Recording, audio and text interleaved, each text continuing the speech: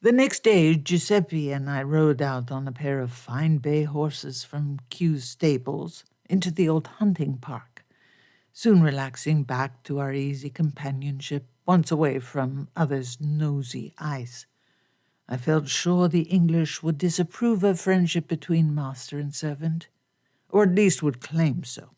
Yet I had noticed a distinct lack of reserve between the Duchess and her eldest lady, Mary Warnock, which I raised with him. Frances is fond of her old Mary. She was her most beloved nursemaid at the old Queen's Court in Paris, and she stayed by her side ever since. Then she must feel like a kind of maman to her, no? The thought pleased me.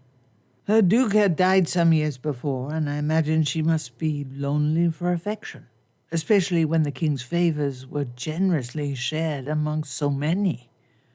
We cantered on along a frost-hardened track through ancient trees.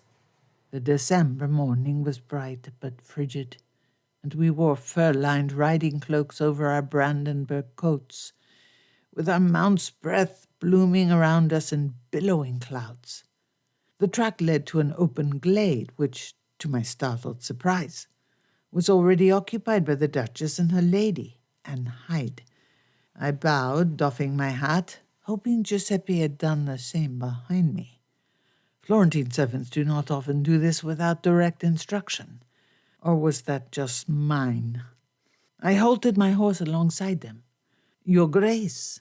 I bowed again and turned. My Lady Anne. Both were dressed in dark riding habits and wore periwigs, a peculiar English custom for ladies when out riding. The Duchess's slight build and comely figure stood out against her companion's bulk. That lady's expression on registering Giuseppe's presence showed it was by no means an unwelcome one. Raphael, it seems we have all felt the need of outside air this morning. The palace chimneys need sweeping, which counts for the acrid quality of the air. Ride with me. Your Grace. Her horse, an elegant dappled grey, moved away at a canter, and I followed, admiring her horsemanship, riding side saddle with her cloak streaming behind her over the horse's rump. When we had left the others far enough behind, she reined in, and we walked our horses side by side along a wide frosted avenue between beech trees, their bare white-rimmed branches arching over us like a soaring, glittering ecclesiastical ceiling.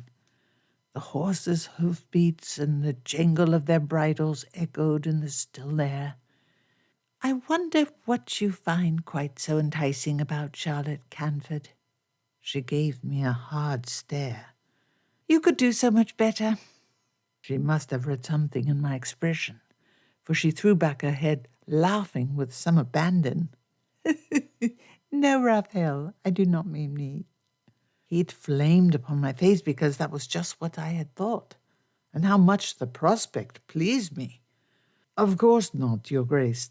Not that I delved desperately for something to say to draw her attention away from my embarrassment. There is a young lady at court who has caught my eye, Your Grace. In my confusion, I spoke my own language rather than the French we had conversed in until then. Frances, when we are alone. And Duchess is sufficient when we are not, my dear. She answered in perfect Italian, reaching across to touch my arm. So, don't keep me in suspense. Who is she?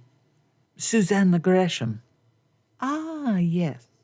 What a pairing you would make. You so dark and handsome, she so fair. Though perhaps she has a little height on you. She is a tall girl. Her mockery stung. I turned away. Your Grace. She drew a sharp breath and touched my arm again. Raphael, no, I speak honestly. You would look very well together. Truly.